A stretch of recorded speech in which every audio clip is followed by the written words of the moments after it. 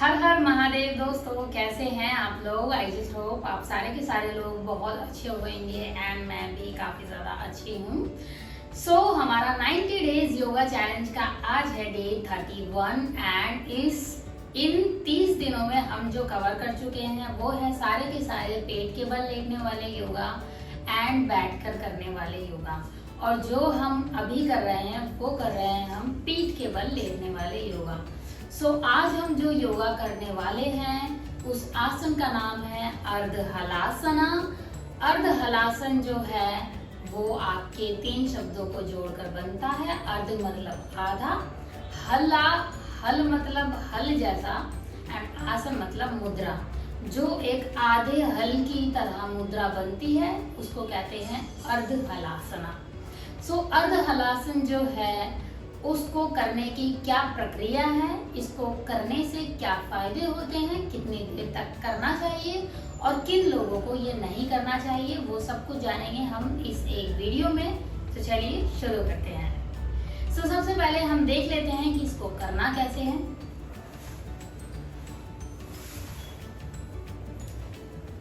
अर्ध हलासना में जैसे कि हम पीठ के बल लेटकर करने वाले सारे योगा को कवर कर रहे हैं, तो अर्ध हलासना में हमको सबसे पहले तो पीठ के बल लेट जाना है।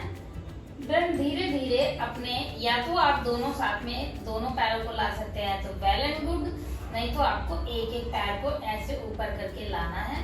देन दूसरे पैर को लाना है पहले 30 डिग्री के एंगल में, फिर 60 डिग्री के एंगल में एंड देन फाइनली जब आपसे हो सके तो आपको अपने 90 डिग्री के एंगल में अपने पैरों को इस अवस्था में रखना है। आपके पैर 90 डिग्री के एंगल में एकदम सीधे सिधाई में होना चाहिए। आपका सर जमीन पर लगा होना चाहिए और आपके जो पूरा का पूरा शरीर है, पीठ पीछे की, वो जमीन पर लगी होनी चाहिए। हाथों को आपको इस तरीके से रखना है। इसको आप शुरुआत कर सकते हैं शुरू में 1 मिनट तक एंड आप धीरे धीरे इसे बाद में 5 मिनट तक भी रख सकते हैं। अर्ध हलासना। अर्ध हलासना के बहुत सारे फायदे हैं। सबसे पहले आपको करना सीखना होगा। जिन महिलाओं से इतना नहीं हो पाता है और इस तरीके से नहीं कर पाते हैं तो वो महिलाएं यहाँ पर चुन्नी या फिर किसी भी प्रकार के सपोर्ट जिससे वो ले सकती हैं, कोई भी रस्सा भी फंसाकर उसको इस तरीके से फिर पैरों को पकड़ के यूं इस तरीके से लेकर आ सकती हैं ऊपर, जिससे आपको अर्ध हलासना करने में मदद मिलेगी। ठीक है, अब अर्ध हलासना जो है इसके फायदे जान लेते हैं। तो इसके फायदे बताने के लिए मैं पहले बैठ जाती हूँ। जब महिलाएं प्रेग्नेंट हो जाती है ना, उसके बाद डिलीवरी होती है एंड डिलीवरी के बाद जो है उनका अचानक से मोटापा बढ़ने लगता हैगा और सारे के सारे जो हार्मोन होते हैं वो असंतुलित हो जाते हैं। तो उन हार्मोन्स को संतुलित करके उस बेली फैट को घटाने में, जिसे पोस्टपार्टम बेली फैट भी कहा जाता है, उस बेली फैट को घटाने में सबसे ज्यादा जो फायदेमंद है, जिसकी डॉक्टर भी सलाह देते हैं, वो हैगा आपका अर्ध हलासना। अर्ध हलासन से ना तो आपका सिर्फ बेली फैट घटेगा, आप पोस्टपार्टम वाला, इससे आपके जो सारे के सारे हार्मोन्स असंतुलित हो चुके हैं वो भी संतुलित हो जाएंगे। अंदर की पेट की जो अंदर की मांसपेशियां होती है, अंदरूनी मांसपेशियां जिसे कहते हैं, उसकी ये आसन बहुत अच्छे से मालिश करता है एंड उनको टोन करता है। इस आसन का जो सबसे ज्यादा बड़ा जो प्रेशर पड़ता है वो आपके निचले बेली फैट जो होता है। ज्यादातर सबसे एंड में जो फैट जाता है वो आपके बेली का नीचे वाला फैट जाता है एंड ये अकेला आसन ऐसा है जो आपके नीचे वाले फैट को घटाने में काफी ज्यादा मदद करता है। तो जो भी औरतें अपने बेली फैट, क्योंकि जब डिलीवरी होती है उसके बाद इतने सारे चेंजेस होते हैं जिसकी वजह से आपके वो सारे के सारे जो चेंजेस हैं वो आपके पेट से ही शुरू होते हैं एंड जो पेट से शुरू होते हैं तो पेट को आपको ठीक करना बहुत ज्यादा जरूरी होता है, जिसके बाद डॉक्टर भी सलाह देते हैं आपको अर्ध हलासन करने की। अर्ध हलासन से वो जो सारी की सारी चीजें होती हैं वो ठीक हो जाती हैं, जिससे डिलीवरी के बाद आप एक नॉर्मल लाइफ भी जी सकते हैं बिना किसी असंतुलन के। ठीक है, इससे सबसे बड़ा फायदा ये तो होता ही है, लेकिन जो लोग अध्यात्म की ओर जाना चाहते हैं या जिनको आत्मविश्वास,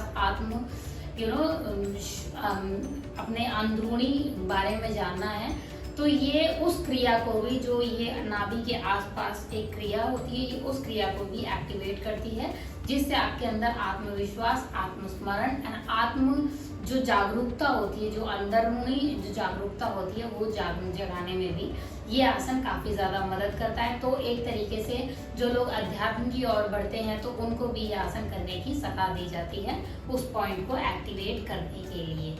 इसके अलावा ये जो है, ये आपकी थाइस को, आपके घुटनों को, आपकी कमर को एंड आपकी रीढ़ की हड्डी को काफी ज्यादा मजबूत करता है एंड टोन करता है।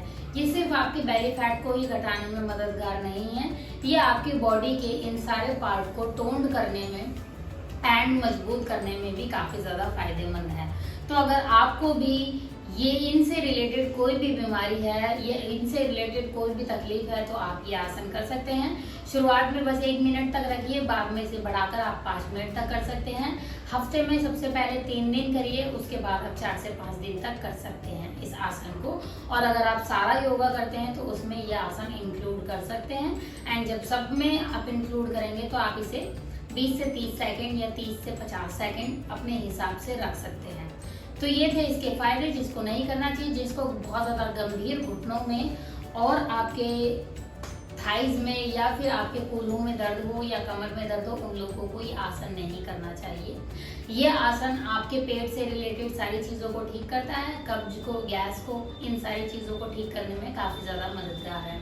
तो ये थे इस आसन के सारे फायदे। अगर आपको भी ये सारे फायदे उठाने हैं एंड डिलीवरी के बाद आप भी अगर अपने बेली फैट से, पोस्टपार्टम बेली फैट से परेशान हैं, तो ये आसन कीजिए एंड अपने आप को फिर से फिट एंड अपने हार्मोन्स को फिर से नॉर्मल नियंत्रित करें। सो यस गाइस, इसी के साथ मैं अपना आज का वीडियो करती हूँ यहीं पर खत्म। Thank you so much guys for watching my videos. Stay connected, कल हम फिर मिलेंगे नई योगा के साथ। तब तक take care, have fun, bye bye and Har Har Mahadev.